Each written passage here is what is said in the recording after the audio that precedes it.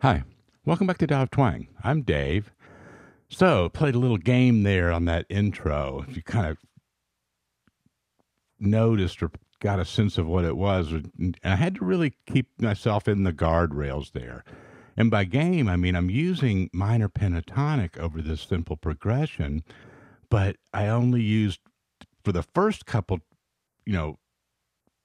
walks around there, I only used the highest two strings. And I really had to, kind of dig down a little bit to do that. But I wanted to show how it's important to move up and down in this dimension of the guitar as well as, through positions up and down, right? And sometimes we're so, inundated with this idea that you got to fill out that position and, do the most efficient thing in terms of staying in a position and so forth. But you get a lot of, musical good stuff and effects from changing positions, right? And it just makes it's just kind of a fun thing to do, and it really helps you learn the neck as well.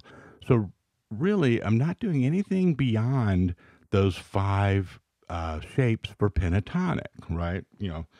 First shape, if we're in B minor, now the chords are B minor, then D, A, that's it. So it's kind of like one of those sort of, I guess kind of like a J.J. Cale type of, groove where you've got just a chord, then you just have like a kind of a quick turnaround and it's really a B minor jam, right? So B minor pentatonic, position one, just doing the top two strings at first here, okay? So if you know those positions, great, or you can look at diagrams. They're a dime a dozen. I mean, this is such a universal part of the language, right? And then when they say, if you're not familiar with that so much, what's going on with the five positions is just starting, on each ascending note in that minor pentatonic scale. Okay, so simpler just to kind of show it to you. If this is the scale, we'll go back down here for a second. There's the five notes, right? When you get to there, it's an octave again, right? So you've got the root, the flat third, the fourth, the fifth, and the flat seven, okay? So what you're doing is just playing those same notes, the river of those notes, but starting on different scale degrees. So shape one is, right? Shape two just means you're starting on the second degree of that minor pentatonic scale, and you change positions for that.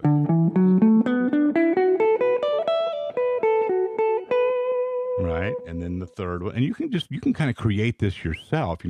Of course, there's all the diagrams and stuff for it, and that's great.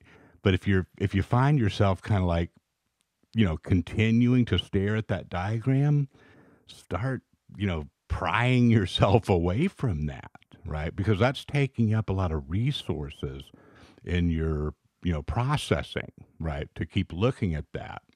And if you just need a reminder, you can throw it up there.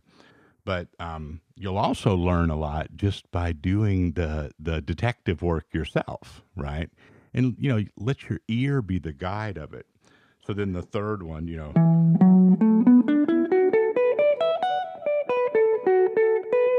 so position 3 just means that I started on the third degree of that, then the fifth and the flat seventh and so forth.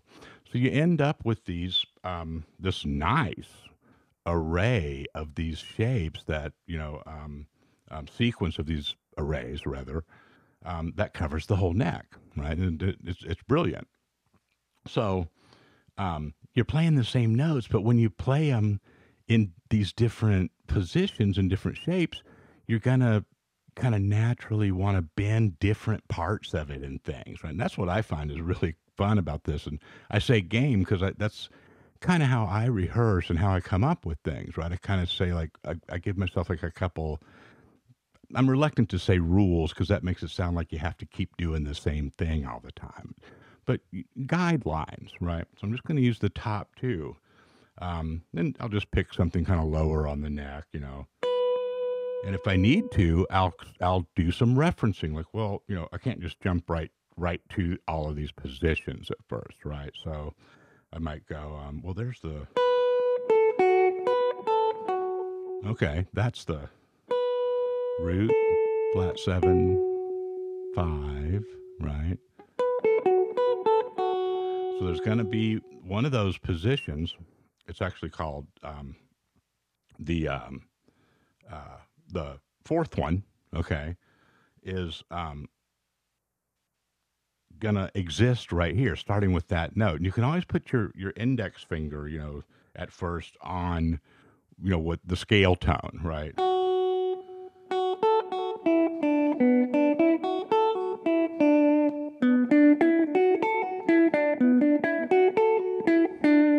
And then go back and forth and check it, right? This is the part that's important, that if you just use the diagrams, you miss out on all that mapping, right? And you're really mortaring that into your muscle memory and it's also training your ear. It's just doing all of these things at once, right? So don't cheat yourself out of all of those benefits by just staring at diagrams, right?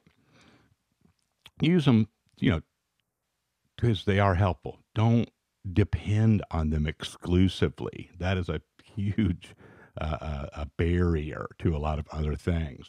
So there's if I just isolate these two strings, these highest two strings, I'll put that track on and I'll just hang out right there.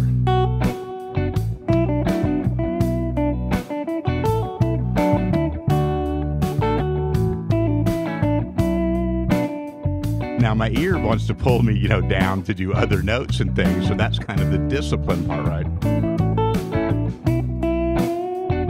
Okay, there you go. If you really need something, start bending a little.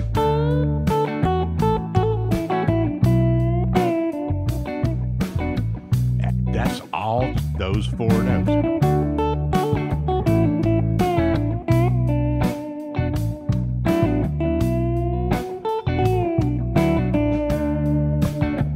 Okay. So there's a little example for that position. Then I'm just simply move up to the next one, And by this time, you start really getting a map because you're like, well, I'm already familiar. I already know it's going to be that one because that's what I've been using the next ascending note in this first position, right? Technically, this would be called the 5th shape 5, right?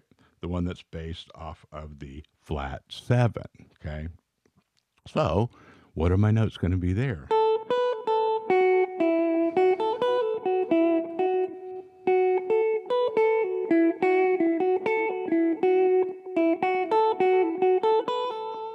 Yeah, check it with your ear as well as your eyes. Put that track on.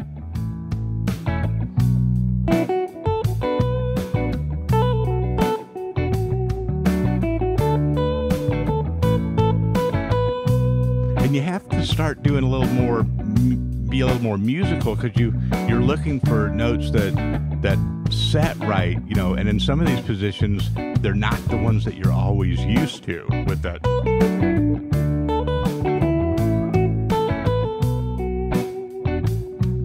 Now, go back and pick up that first shape.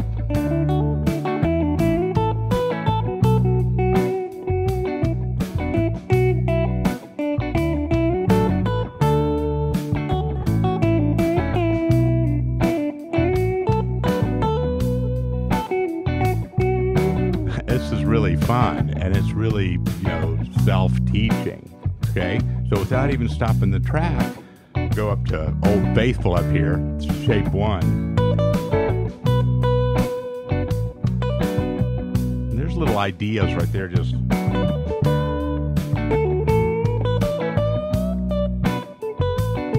bends and hammers.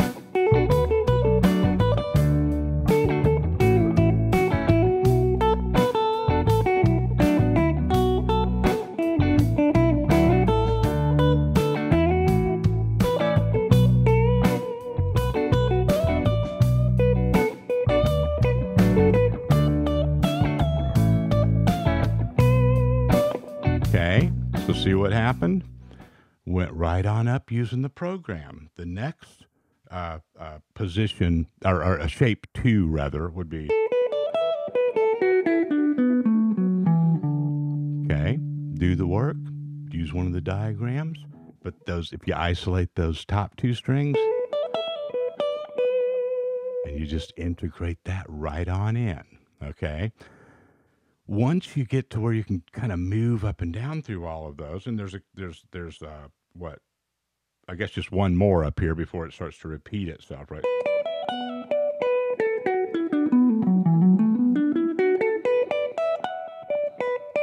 I really like that one because it if you, I reached down and played the G string there, didn't I? But you know, it resembles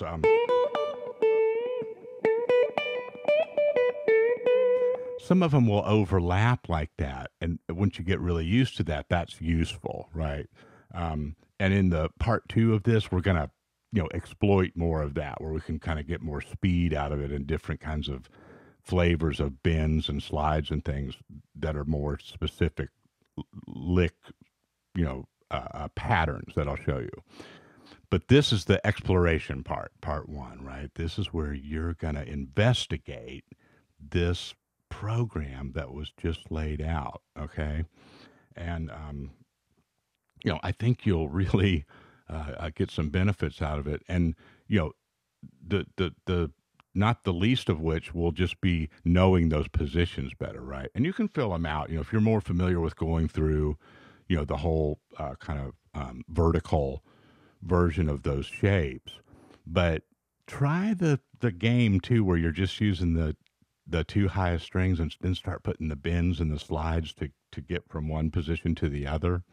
And I think you'll surprise yourself with how many licks you potentially are capable of that you haven't been using, right? And you'll recognize some of those moves like, oh yeah, you know, that really reminds me of something that I've kind of been chasing, but just staying in, you know, one position, one vertical position. I haven't been, you know, getting to all of that embellishment, right?